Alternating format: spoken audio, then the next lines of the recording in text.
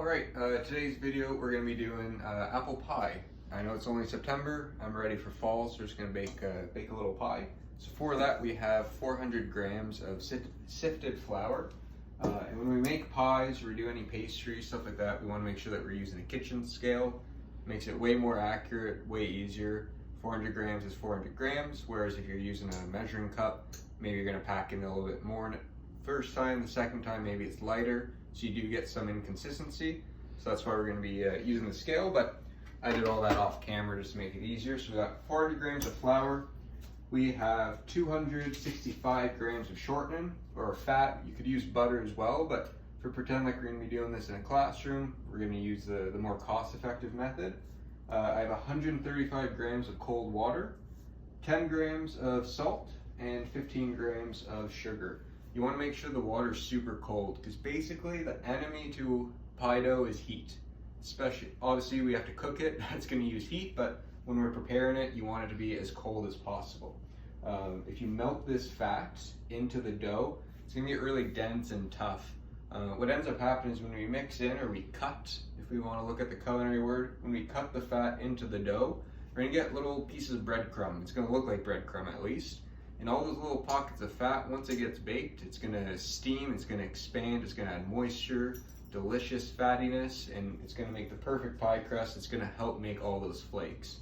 So we want to make sure everything stays cold, and we want to make sure that we don't mix and produce any gluten. Those are the two number one factors. So the camera wants to come a little bit closer. We can get started. So 400 grams of flour. We're going to get our hands nice and messy in this, so we're going to make sure that we wash up. That's already done, so it's nice and easy. And we got the flour. So get a little flour on your hands. And we're going to grab the fats. Now there is tools for this. You can use two knives to cut in. There's pastry cutters as well, which almost looks like brass knuckles that you kind of fold in. I like to do it by hand. That's more realistic, and it's a good way to show students the difference between when you add too much heat. So keeping that in mind, we're not going to be mushing it. We're going to be taking our fingertips and kind of flaking all this fat into the flour. So if the camera can, I don't know, it might be a little bit tricky, but we're basically going to, anytime this fat starts to stick to your hands, we're just going to dip it back into the flour. We're going to touch it as little as we can, as fast as we can. All right, and I'm just using all 10 fingers. If you have less than 10 fingers, then use 9, that's fine too. But we're just basically gonna try and crumble this fat as much as possible. And if it starts looking like it's starting to melt or get greasy, which it's not right now, but if it was, maybe we'd stop, pop this in the fridge, or maybe we'd use 2 butter knives or a pastry cutter. But we're just gonna keep going. Nice and quick.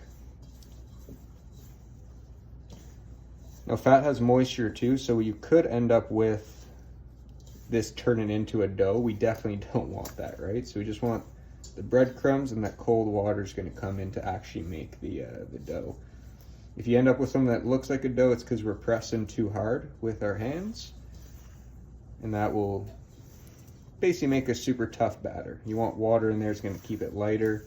Fat's just going to add the flavor and some of the moisture.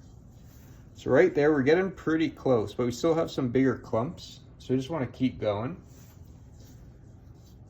I like doing this one with students as well because it's nice and messy, and it kind of gets them out of the idea that we can't use our hands, right? This is number one tool in a kitchen is someone's hands. So right about there, I'm pretty happy with that. So we got breadcrumb. There's no pockets. Any of these bigger clumps, they break apart really simply and quickly, and they're still nice and dry. So that is done. Little trick too for your hands, if you just rub them together, you end up making a little bit more breadcrumb, and you're good to go. You can also take some extra flour that we're not going to add to the recipe, but just like that, it cleans it up. You don't have to get perfect because these hands are going to keep getting messy, but just make it a little bit better, not too much. So then we got cold water. We have sugar, so 15 grams of sugar, that goes in the water. And then we got some salt, that goes in as well. Some recipes call this to add it to the flour, but when you dilute it in this solution, you kind of create something way more consistent, right? So this liquid's gonna perfectly distribute throughout this pie dough. If we just add the salt, there's gonna be little pockets potentially, right, of saltiness. So this way we're gonna have an even higher restaurant quality finished product. So we're just gonna mix this in.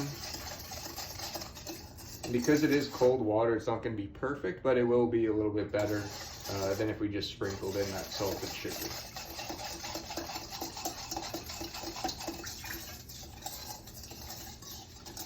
So right there, it's mixed. Now you can always add more water. It's pretty much impossible to take water out of this. And if we start adding more flour, then the ratio of fat to flour is gonna be off. So I always add maybe 3/4 of this water, just in like that. The sugar and salt's important to the mix, but it's not everything by any means. All that apple pie filling that I'll show you later on, that's where most of your sugar is going to come into. You just want the sugar to help brown, caramelize this dough once we bake it. So, other thing with pie dough is if we really press it, we're going to get super tough dough, right? So we're just going to be nice and light. Once it starts coming together, I dump it onto a clean surface. Clean is the key word here. We're just gonna press it together. Now, the less water you use, the flakier your crust is probably gonna be. Not 100%, but it will be a little bit flakier, and the more water you add, the easier it'll be to work with, but it will be a little bit more dense. So we're just basically coming together, and right here, the dough's starting to come. It's cracking, but that's good, because that's all gonna end up being some flakes. So right there, push it together. And that I am happy with. Nice and rough dough, good to go. There is lots of water left, which is why we do this, right? The fat is gonna add some moisture as well. There's a little bit of water in there, and we got a perfect dough. Move this guy off to the side, over here. So now our next step is gonna be to prepare our pie dough. We're going to pick up all these little pieces. Don't want that to go to waste. That goes off to the side. So we got our pie dish, right? We want to make sure that nothing sticks to this. Easiest way is just a little bit of butter.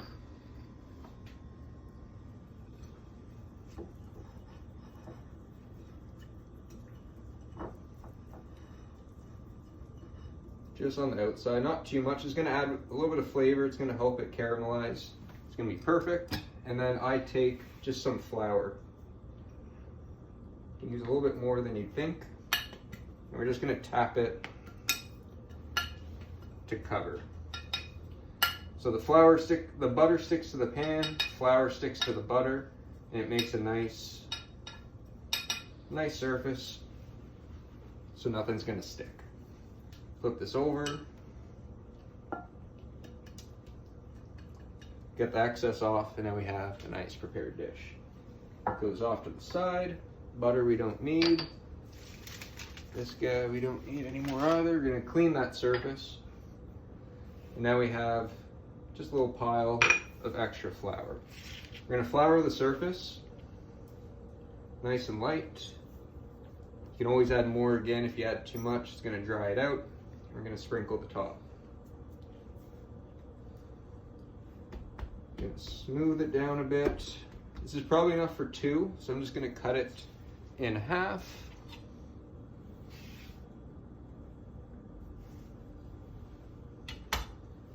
Move that off to the side. Now in a perfect world, I'd be adding this pie dough to the fridge to make sure it's nice and cold. Especially with students, it's gonna make it a heck of a lot easier for them. But I'm moving pretty quick. Water is nice and cold. The dough looks fine, so I'm just gonna keep going. So I wanna get a rough, round shape.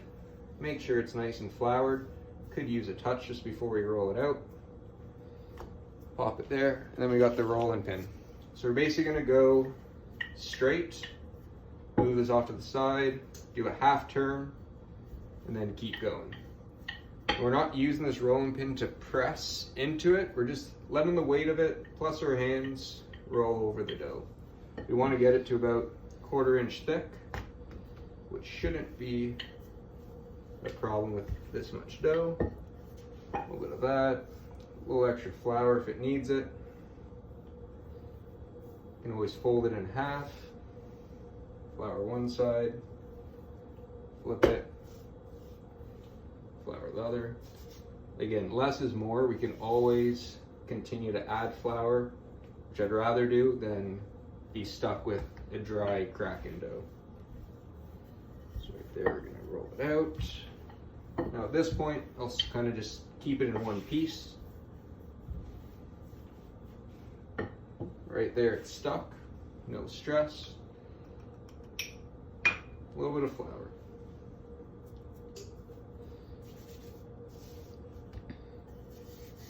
Rolling pin could use some more as well. I did pie dough during one of my placements with the students, and we definitely did it a few times, which was great. It was super cool to see kids make mistakes, burn their pie dough, get frustrated with it, make it again the next day, and it turns out perfect, right? All this practice and repetition, that is half of what cooking basically is. So right there, just about ready. Take our pan, see if it lines up. Looks pretty good to me. So we're gonna take our dough, slowly and gently move it from the counter. If it sticks a little bit, it's not the end of the world. Move our pie dish over. Because we folded it roughly in half, place it right in the middle. Pop it over. Now we're just going to lift the sides, press it in.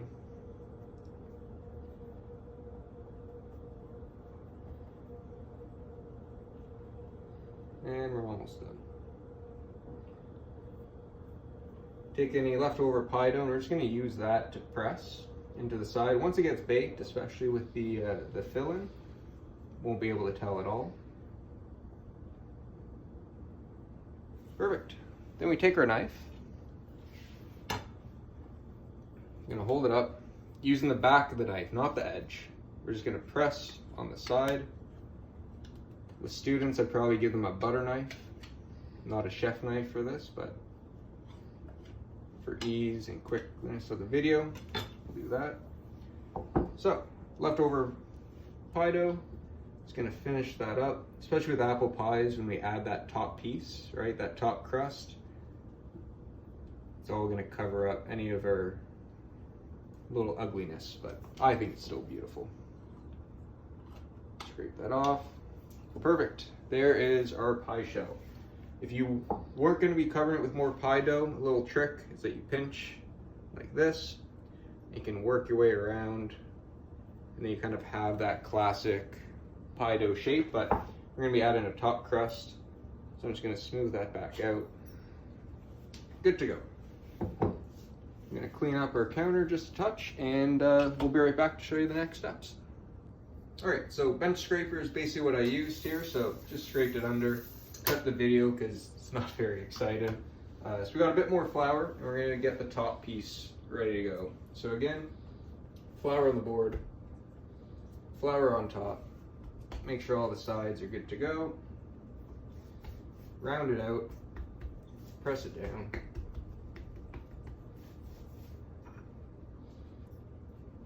Perfect. Rolling pin probably needs some more. Sweet. Just gonna roll it out. So this is gonna be the top piece, so we don't have to worry too much about whether or not it's gonna be too big, so that way we have to kind of push it up. We're just gonna make a nice big circle. Back over, touch more flour, flip it.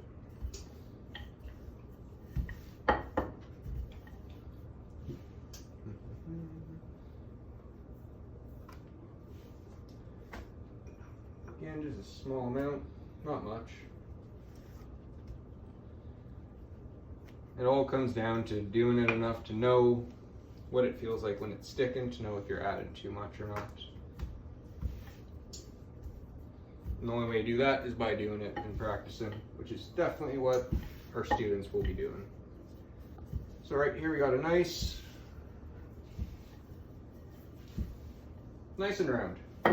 You put our pie over it, it goes over the side, so it looks good to me. Next step is we're going to take our apple pie filling.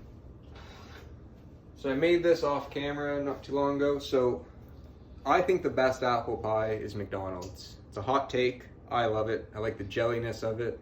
I like the softness of the apples. Others will just take sliced apples, toss with sugar and cinnamon. But I like kind of making a caramel sauce that's going to continue to cook in the oven. We got these apples soaked in it, cooked in it as well. Tons of cinnamon, and I don't know, that's the way I like to do it. Hopefully these students do too. So we're just going to add this in here. Now, some people blind bake their pies. With apple pie, I don't bother doing it, because you're going to have that top crust that's raw anyway, so you're going to need to add it in for quite some time anyways. Tons of time for the pie to cook. So we got our apples there, nice and flat. We take our crust, use a little bench scraper if we have to.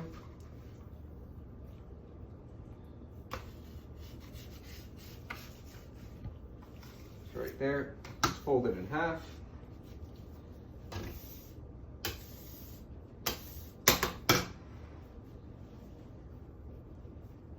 Carefully pick it up, drape it over.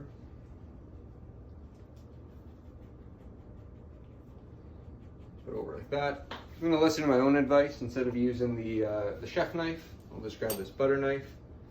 Same idea as the beginning. It's gonna go right over.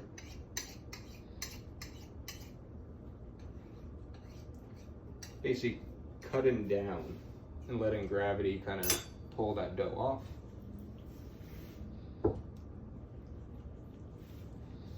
Right there looks pretty good. I like to just take a little cutout right in the middle. That way if any pie dough is kind of, any of this caramel wants to bubble over, it's going to bubble over the middle, and preferably not the sides. And why waste it? We're just going to offset it, pop it on, and then I'll be right back for the egg wash. All right, power clean is done, nice and easy. Forgot to mention as well, notice that I never used a fork to poke or dock the dough at the bottom. That's super important if you're gonna cook a pie shell in the oven without anything inside of it, so that way it evenly cooks. But when we're adding filling like this, it's gonna help weigh it down. It's not too big of a deal. So we got egg wash, so it's just egg, touch of water to thin it out, so that way we don't have anything too thick. We're just gonna brush this on. And the reason that we do this is to make sure that our crust gets a nice brown glossy finish, because that egg is going to caramelize or go through the Maillard reaction if you prefer. Just going to do a nice thin layer. We don't want egg necessarily on the top of this, but just a touch. Give it some nice brown.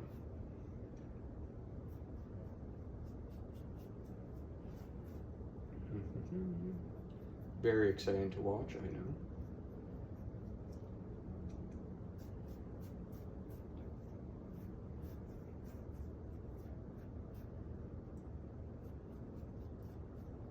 All right, looks pretty good. We got the sides,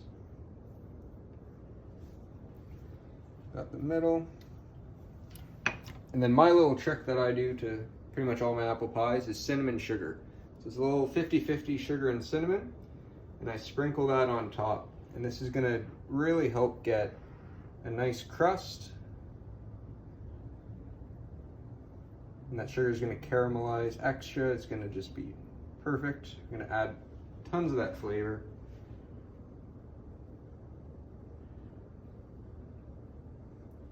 Done. So we're going to pop this guy in the oven. I do 375 for half an hour, and then I'll take a look. Probably needs about 45 minutes, but I'll let you know how it goes at the end. Thanks. All right, pie is done. Now the big question, how do we tell that the pie is done? Mainly it's by color, so it's mainly visual. So we have a little bit of that caramel sauce kind of bubbling up. I just took it out so it's hard to see, but once that happens, you know the filling is nice and cooked. Even though it's pre-cooked, it just means it's nice and hot. The crust, nice and crispy. That cinnamon set. We got a pie. It took 45 minutes in total. And here we go. Yeah, that's it for this week. Thanks.